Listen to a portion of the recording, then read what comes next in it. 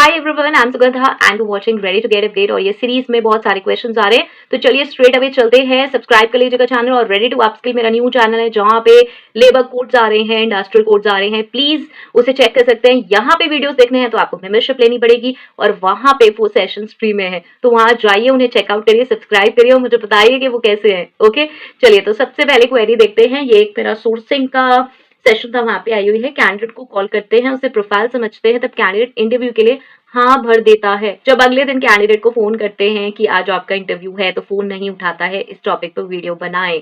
इसको मैं बहुत बार डिस्कस कर चुकी हूँ, शायद आप पूरे सेशंस नहीं देख रहे हैं इसलिए आपको नहीं पता। बहुत ही बेसिक चीजें मैंने कई बार डिस्कस करी हैं।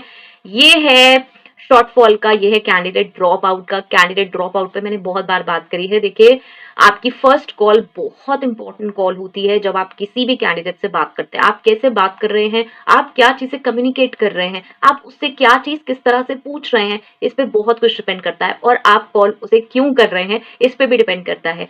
अगर आप देख रहे हो कि आपने जिस कैंडिडेट को कॉल करी है वो डिजर्विंग नहीं है या वो इंटरेस्टेड नहीं है, तो नेक्स्ट डे वो कॉल पिक नहीं करेगा। अगर उसने या तो ऐसे ही रेंडमली अप्लाई कर दिया था, इसमें चलिए दोनों तरफ से बात करते हैं, कैंडिडेट के पॉइंट ऑफ व्यू से और आपके पॉइंट ऑफ व्यू से।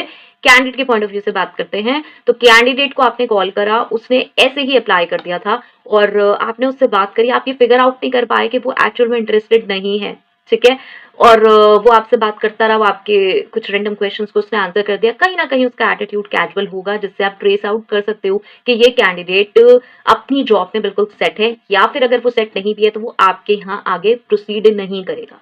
तो ये आपको कॉल के समय ही फिगर आउट कर लेना है। और फिर यस, आप उसको होल्ड पे साइड में रख सकते हो और डोंट एक्सपेक्ट कि हर पर्सन कॉल आपकी पिक करेगा। ये चीज मैं पहले ही बता दूं। तो ये हर केस के लिए एप्लीकेबल है कि ये शॉर्टफॉल्स हमेशा रहेंगे, चाहे आप कितने गारंटीड हो जाओ कि पहले दिन आपको लगा कि वो उठाएगा, ये बहुत चांसेस हैं कि वो ना पिक करे। तो सबसे पहले तो ये हो गया कि कैंडिडेट इंटरेस्टेड नहीं था, तो यस, वो आपकी कॉल पिक नहीं करेगा और ये आप फिगर आउट नहीं कर पाए। सेकंड, कैंडिडेट इंटरेस्टेड था लेकिन आपने जिस तरह से उससे कन्वर्सेशन करा या फिर जिस तरह के क्वेश्चंस पूछे, या आप उसे कन्विंस नहीं कर पाए अपनी कंपनी के लिए, इसलिए उसने नेक्स्ट डे कॉल पिक नहीं करी। तो यहाँ पे आ जाता है आपका साइड। वो था उसका साइड कि वो इंटरेस्टेड ही नहीं था, तो वो ऑब्वियसली कॉल पिक नहीं करेगा। ये आ गया आपका साइड कि आपने इस तरह से बात करी कि वो आपसे इंप्रेस नहीं हो पाया। दैट्स वाज उसने सोचा यार कॉल उठाना बेकार है। तो आपको अपने ऊपर काम करना पड़ेगा। आपको बहुत सारे आंसर्स, क्वेश्चंस सब प्लान करने पड़ेंगे पहले से। इंटरव्यू क्वेश्चंस कॉल करने से पहले आपके पास होने चाहिए, प्रॉपर होने चाहिए, उनके आंसर्स भी प्रॉपर होने चाहिए कि आपको क्या बोलना है। यस, आप रीड आउट नहीं करोगे, प्रैक्टिस करिए। पहले डेमो इंटरव्यू लीजिए अपना खुद का, कॉलिंग का, टेलीफोन का, कि कैसे आपको बात करनी है उनसे। किसी भी कैंडिडेट को कॉल करने से पहले क्या क्या चीजें हैं जो आपको ऐड ऑन करनी है, जिससे कि कैंडिडेट इंप्रेस हो आपकी बात से। तो किसी को रेंडमली कॉल लगाने से पहले आपको ये ध्यान रखना है कि मुझे भी अपने आप को कैसे प्रेजेंट करना है, क्योंकि वो इंटरव्यू दोनों का ही हो रहा होता है। वो सिर्फ आप कैंडिडेट का नहीं ले रहे होते, कैंडिडेट भी आपका इंटरव्यू ले रहा होता है, ये देखकर कि उधर से जो कॉल आई वो कैसी थी। चाहे कितनी बड़ी कंपनी हो, आप एक रिप्रेजेंटेटिव हो, और अगर आप ही ठीक से बात नहीं कर रहे हो तो बस बात नहीं बनेगी, ठीक है। या फिर आप उसे कन्विंस नहीं कर पा रहे हो कि जो पोजिशन है वो उसके लिए इंपॉर्टेंट है, और वो पोजिशन एक्चुअल में कितनी इंपॉर्टेंट है अपने आप में, कंपनी में, और आपके प्लान्स कितने इंपॉर्टेंट हैं या फ्यूचर प्लान्स कैसे हैं। तो अगर आपने सिर्फ ये सोचा कि भाई मैंने उसे कॉल करी और मैंने उससे बस मैंने उससे ही तो पूछा था इंट्रोड्यूस अबाउट योर सेल्फ, उसने मुझे बता दिया था और फिर उसके बाद मैंने कहा ठीक है मैं आपको कॉल करूंगा, 2-3 क्वेश्चन आपने पूछे सिर्फ इसलिए कि चलो देख लेता हूँ कम्युनिकेशन स्किल्स कैसी हैं, तो आपने अपने साइड का काम किया, लेकिन आपने कुछ ऐसा काम नहीं किया जिससे वो आपकी तरफ भी अट्रैक्ट हो, वो आपकी कंपनी की तरफ भी अट्रैक्ट हो, तो वहां बात नहीं बनेगी, कैंडिडेट पिक नहीं करेगा कॉल नेक्स्ट डे। सो जब आप फर्स्ट कॉल कर रहे हो तो वो सिर्फ और सिर्फ कैंडिडेट के लिए इंटरव्यू नहीं है, वो आपका भी इंटरव्यू है एज अ रिक्रूटर। ओके, सो आपको भी प्रॉपरली प्रिपरेशन करनी है। और कंक्लूजन पे आते हैं। कंक्लूजन यही है कि कोई सेट पैटर्न नहीं है कि हर पर्सन कॉल पिक करेगा ही नहीं करेगा, लेकिन हमें अपना परसेंटेज इंक्रीज करना है कि ज्यादा से ज्यादा लोग हमसे बात करने के लिए रेडी हों और जेन्युइन बातें रखें। ऐसा ना हो कि मैं ये कह रही हूँ कि आपका को भी इंप्रेशन क्रिएट करना है तो आप कुछ ऐसा बोलें जो वो एक्चुअल में हुई ना।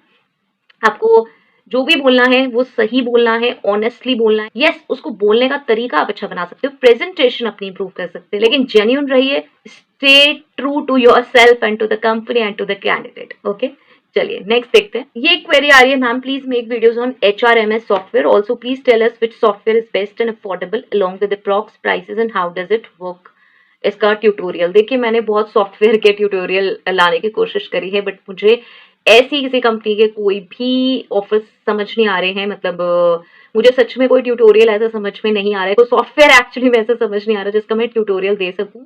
और मे बी फ्यूचर में अगर ऐसा होता है तो मैं जरूर प्लान आउट करूंगी, बिकॉज ऐसे बहुत सारे वीडियोस हैं ऑलरेडी, तो आप यूट्यूब पे चेक कर सकते हो सॉफ्टवेयर के। लेकिन पर्सनली मुझे अभी तक कोई ऐसा ट्रैक नहीं करा सॉफ्टवेयर, और मेरे पास ऐसा कोई ऑफर भी नहीं आया कि मैं जैसे शोकेस कर पाऊँ प्रॉपरली टू द व्यूअर्स।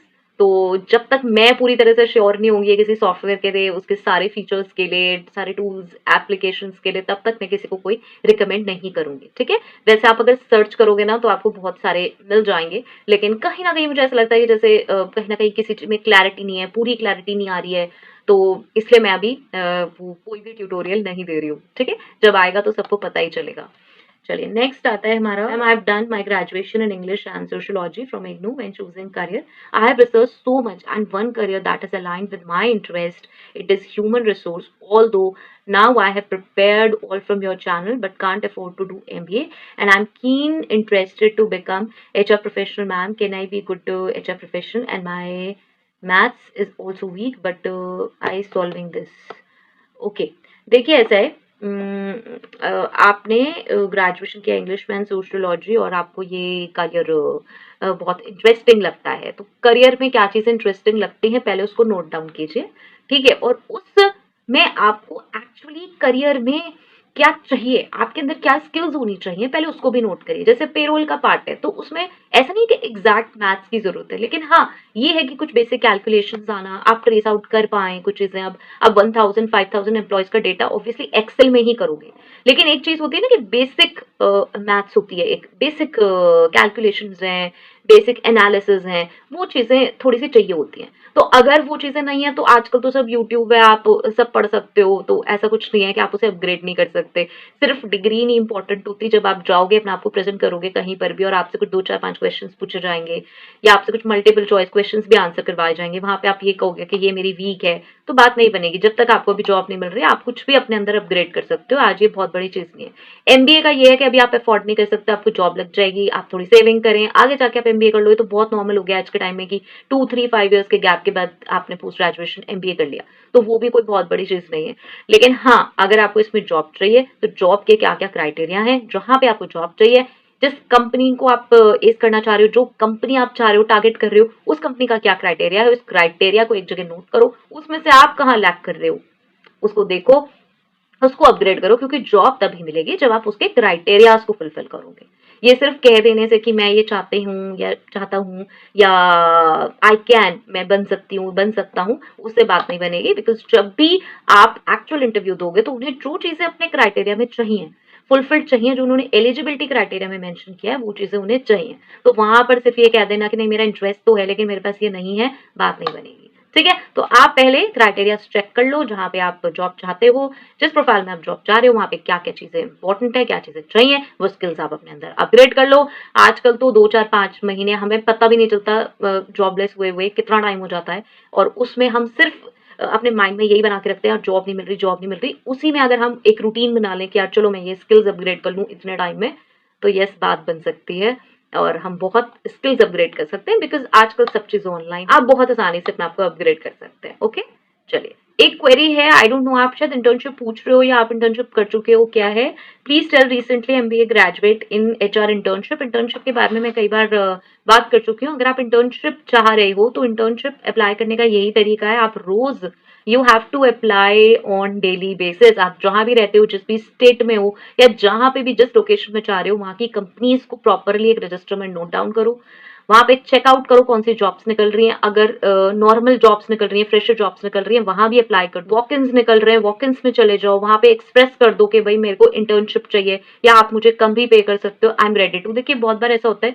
क्या होता है कि हम कोई फ्रेशर जॉब देखते हैं, हमें वैसे चाहिए एक इंटर्नशिप, ठीक है, हमें इंटर्नशिप चाहिए, हम इंटरेस्टेड हैं कि चलो पेड अनपेड जैसे भी मिल जाएगी, कम भी पैसे मिल जाएंगे, हम कर लेंगे। लेकिन क्या होता है जैसे ही हम देखते हैं कि ये जॉब है इंटर्नशिप नहीं है, तो हमारी ना एक्सपेक्टेशंस बढ़ जाती है कि नहीं यार जॉब है ना, तो जॉब में मुझे इतनी सैलरी मिलनी चाहिए, जबकि हम इंटरेस्टेड थे कि अनपेड इंटर्नशिप भी मिल जाएगी या फिर नॉमिनल अमाउंट की भी इंटर्नशिप मिल जाएगी तो भी हम ले लेंगे।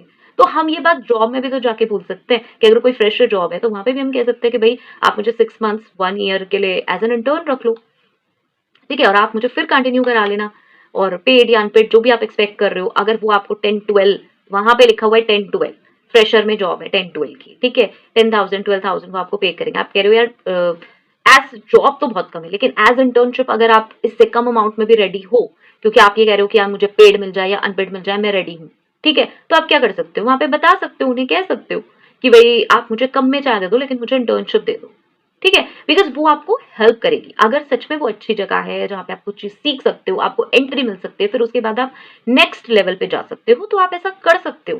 देखिए खाली में तो बैठे ही हो ना, तो इसे प्लान करने में क्या जा रहा है, ठीक है, तो इसका एक ही तरीका है इंटर्नशिप के। अक्सर मेरे पास बहुत सारी क्वेरीज आ रही मैं मिल नहीं रही है, तो आप ये चीज ट्राई कर सकते हो कि अगर आपको फ्रेशर जॉब मिल रही है कहीं पर, तो वहां पे जाके आप इंटर्नशिप आस्क कर सकते हो, उनसे कह सकते हो कि आप जॉब ना देके इंटर्नशिप दे दो, या फिर जितना वो अमाउंट दे रहे हैं उससे आप लो अमाउंट पे भी जा सकते हो। ये बहुत बार कन्वर्ट होता है, और आपको देखिए इसके लिए आपको थोड़े एफर्ट्स तो करने पड़ेंगे, है ना। चलिए चलिए, तो ये कुछ 4-5 क्वेरीज हो गई हैं, और नेक्स्ट सेशन में देखते हैं, बिकॉज फिर सेशन लॉन्ग हो जाता है, ठीक है। चलिए, तो अगर हेल्पफुल है मुझे जरूर बताएं, और यहाँ पे बहुत सारी क्वेरीज पोस्ट करें, मैं ट्राई करूंगी कि कमेंट सेक्शन में जाके उन्हें सॉल्व करूं, अदरवाइज न्यू सेशन में मिलते हैं। चलिए, all the best, bye bye.